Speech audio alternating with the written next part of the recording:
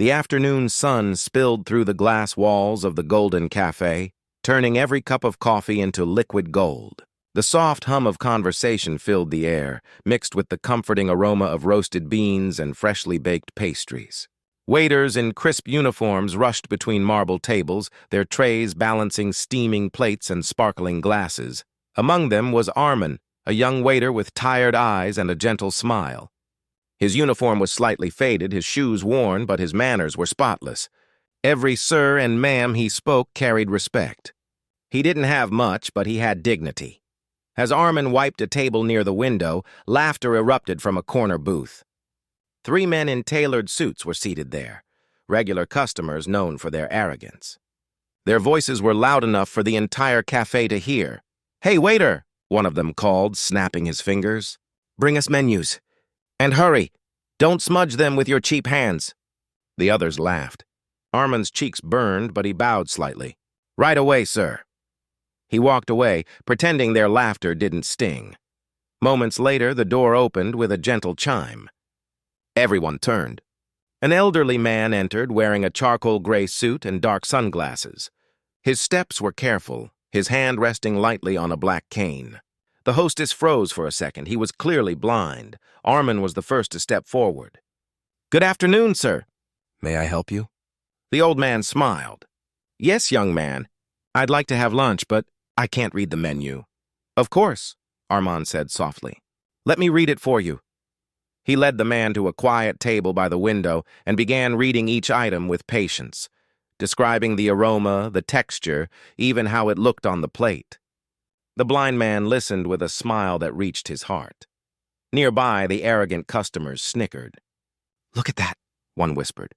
"A blind man and a broke waiter. What a pair!" Armin heard them, but kept his voice calm. "Would you like to try the mushroom soup, sir? It smells heavenly today." "Yes, that sounds wonderful," the man replied, his smile deepening. When Armin carried the soup to the table, one of the suited men shouted, "Careful! Don't spill it.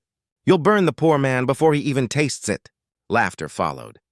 The entire cafe fell silent. Armin's hands trembled, but he didn't spill a drop. He placed the bowl gently before the blind man and said quietly, "It's served, sir." The old man turned his head toward the laughter. His expression didn't change. Calm, composed. But his next words carried quiet power.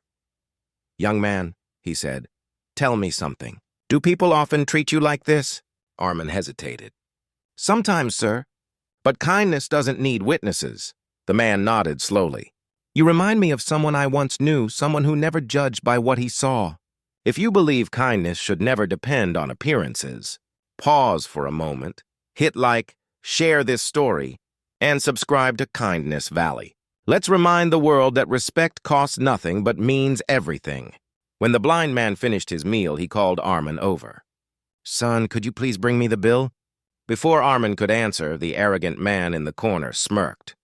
"He can't even see the bill. What's he gonna do, tip you in compliments?" This time, the blind man smiled faintly. "No need for that," he said. "Just tell your manager that Mr. Rahim Khan enjoyed his meal." The name fell like thunder in silence. Every waiter froze. Even the manager rushed out from the kitchen, nearly tripping. "Sir, Mr. Khan! We didn't know it was you!" The men at the corner booth looked at each other in panic. Mr. Rahim Khan, the billionaire philanthropist whose foundation funded dozens of hospitals across the country. The man whose name commanded respect. He stood up slowly, removing his sunglasses. His eyes were pale, unfocused, but his words were sharp. "I may have lost my sight," he said, "but I haven't lost my ability to see people's hearts." He turned toward the men. "And today, I saw yours." The 3 men lowered their heads, speechless.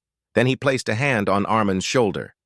"But I also saw his, pure, humble, and full of light." Mr. Khan smiled and said to the manager, "This young man has patience, dignity, and respect. Hire him as the head waiter, effective today, and double his salary." Armin's eyes widened. "Sir, I don't know what to say. Just keep being you," Mr. Khan said softly. "You don't need eyes to see kindness." The cafe filled with quiet applause. Even the arrogant men clapped hesitantly, unable to meet Armin's eyes. For the first time that day, Armin didn't feel invisible. He didn't feel small. He felt seen.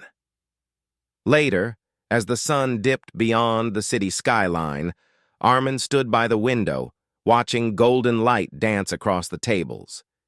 He whispered to himself, "Respect is the only currency that never loses value." And from that day on, no one in that cafe ever mocked a waiter again. Final CTA and moral message: never judge a person by their clothes, their job, or their struggles.